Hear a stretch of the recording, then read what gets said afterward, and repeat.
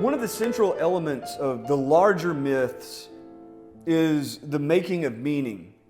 so that the Christian story from Genesis to Revelation makes meaning for all of Christian society. It gives a backdrop. For the individual person, in order to really make meaning, you have to be able to kind of tell your own little miniature part of that story. And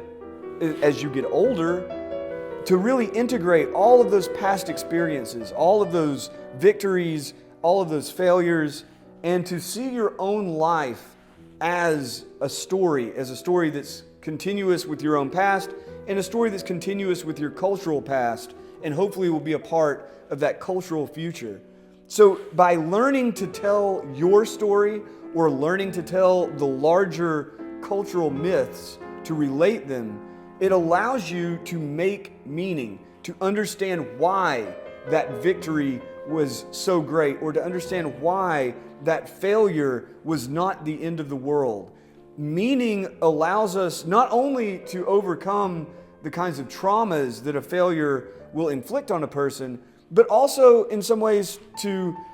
make a person, even the most victorious hero, humble as he sees that any victory that he achieves is still a tiny part of a much larger fabric. I think that